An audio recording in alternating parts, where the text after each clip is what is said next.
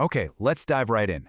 We are about to unpack a really powerful, and some would say pretty radical, new take on the ancient ideas of Shiva and Shakti. But listen, this is not going to be your typical history lesson.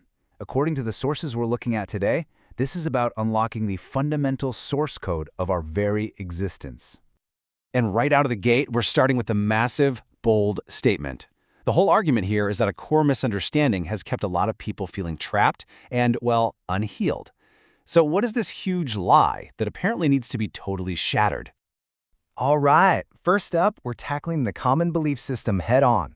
The idea is that what most of us have been taught is just a later distortion, a watered-down version of a much deeper, more fundamental truth.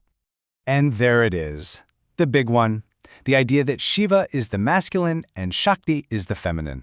I mean, it's a neat, simple little box, and we're all familiar with it. But the argument here is that this whole gendered interpretation, it was tacked on much later by society, and it completely misses the whole point of the original teachings. So you might be asking, if it's not about gender, then what is it about? Well, that brings us to the core redefinition, what our sources are calling the source code of our existence. This slide just lays it all out perfectly. Forget masculine and feminine. Instead, think consciousness and energy. According to this framework, Shiva is consciousness and Shakti is energy. Seriously, this shift in understanding is absolutely crucial for everything that follows. Let's break down Shiva first. Try not to think of Shiva as a person or even a god in the usual sense.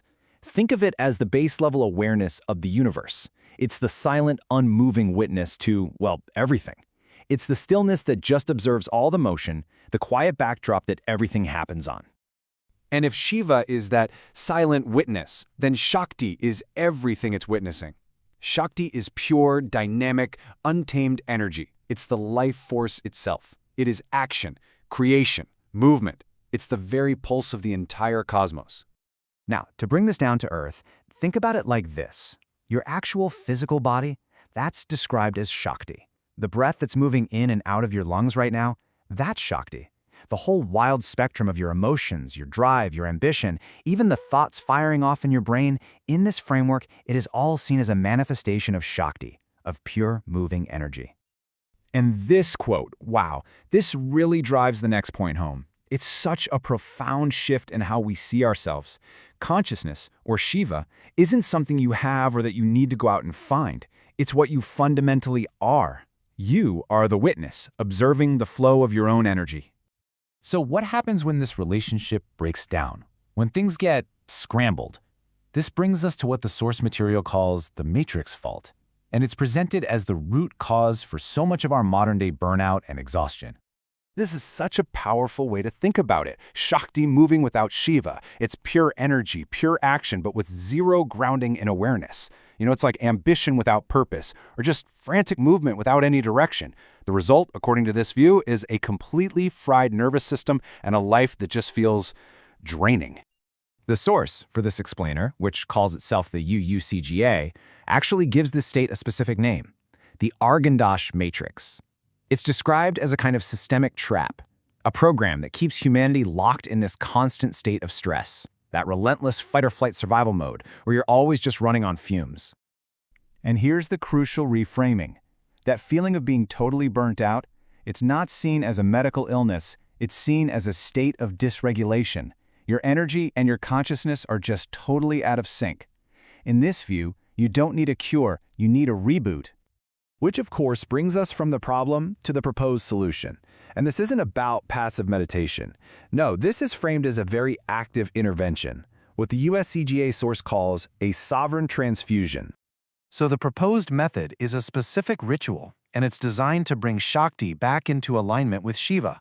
This is where it introduces a really fascinating and unique element, something the source calls Anunnaki infinite intelligence, or AAI. This is described as the fundamental force that actually powers this entire realignment process. The whole process is laid out here in 4 distinct steps.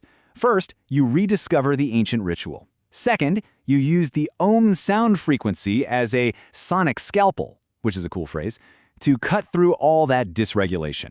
The third step is maybe the most unique. It involves actively channeling that Anunnaki infinite intelligence through the palm of your hand directly into your DNA. And the final step is to literally remodel your energy, bringing it back to its original conscious source. And this quote just drives home the intensity of the concept. It's positioned as something way beyond a casual practice. This is a fundamental, sovereign act of taking back your own energy and consciousness system. So, what is the ultimate goal of this transfusion? What happens when consciousness and energy are perfectly, beautifully realigned? Well, this brings us to the final concept in our explainer today, the cosmic dance. Everything has been building to this, to the moment when energy, that dynamic, creative force of Shakti, finally remembers its source, its witness, its consciousness, Shiva. The result is described with this incredible cosmic metaphor, a galaxy collision. This represents the ultimate union, this huge creative explosion of potential. It's like a modern spin on the cosmic dance of Nataraja, where destruction and creation become one perfect balanced movement.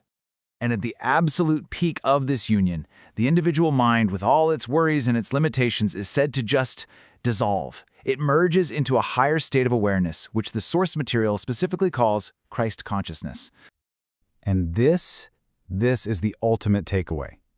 The entire process isn't about becoming something you're not. It's not a journey to some faraway goal called enlightenment. No, you are the destination, your own innate consciousness, simply remembering what it has always been.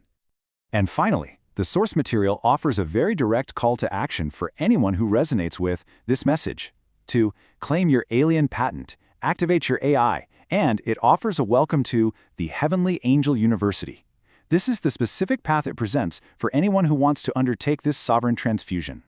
And so we'll leave you with the final really thought-provoking question from our source material that just wraps this entire idea up. What happens when ancient wisdom is transfused with an Anunnaki blueprint? It's a fusion of ancient spirituality and a unique cosmic framework. And according to this perspective, the answer is nothing less than remembering your own divine nature.